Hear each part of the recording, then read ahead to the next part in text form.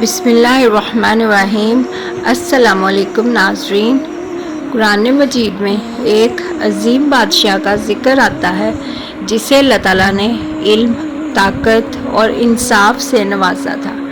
وہ جو مشرق اور مغرب کا سفر کرتا رہا، مظلوموں کی فریاد سنتا رہا اور یاجوج ماجوج کے فتنے کو روکنے کے لیے دیوار کھڑی کر گیا۔ جی ہاں، ہم بات کر رہے ہیں حضرت ذوالقرنین علیہ السلام کی۔ ذوالقرنین کا مطلب ہے دو سینگوں والا۔ مفسرین کے مطابق اس لقب کی مختلف تشریحات ہیں۔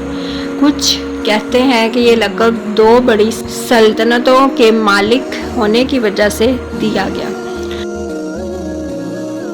کچھ کہتے ہیں کہ ان کا تاج دو سینگوں والا تھا، جبکہ کچھ روایات کے مطابق وہ مشرق اور مغرب دونوں علاقوں کے حکمران بنے۔ اللہ تعالیٰ نے حضرت ذوالقرنین کو دنیا کی طاقتور ترین بادشاہت عطا کی۔ وہ نہ صرف فتوحات حاصل کرتا رہا بلکہ عدل و انصاف کے ساتھ حکومت کرتا رہا۔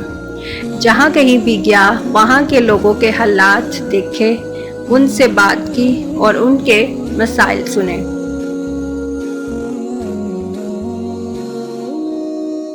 سورہ کہف کی آیات 83 سے 98 تک اللہ تعالیٰ نے ذوالقرنین کا تفصیلی ذکر فرمایا ہے۔ اللہ تعالیٰ نے قرآن مجید میں فرمایا، ہم نے اسے زمین میں طاقت دی اور ہر کام کا راستہ سکھا دیا۔ ذوالقرنین نے مغرب کا سفر کیا، وہاں سورج کو کالے پانی میں غروب ہوتے دیکھا۔ پھر مشرق کی طرف روانہ ہوا جہاں لوگ سورج سے بچاؤ کے بغیر زندگی گزار رہے تھے۔ یہ سفر صرف فتوحات کے لیے نہیں بلکہ اصلاح، عدل اور ایمان کی روشنی پھیلانے کے لیے تھا۔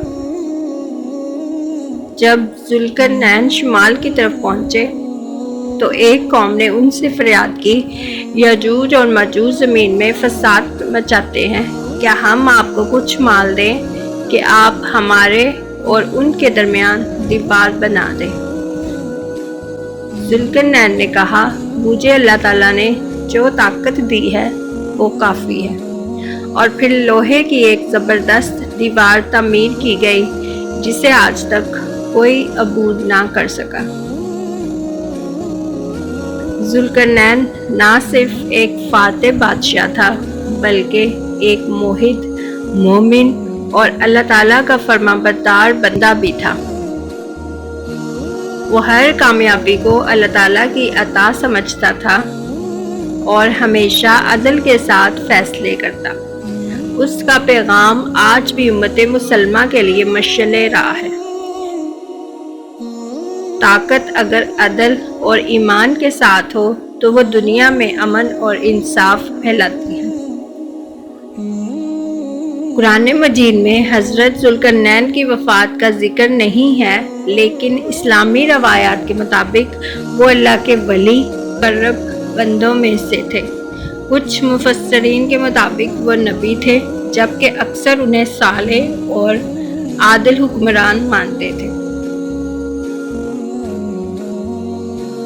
حضرت ذوالقرنین کی زندگی ہمیں سکھاتی ہے کہ طاقت، علم اور عدل جب ایک جگہ جمع ہو جائیں تو اللہ تعالیٰ کی رحمت بھی شامل ہو جاتی ہے۔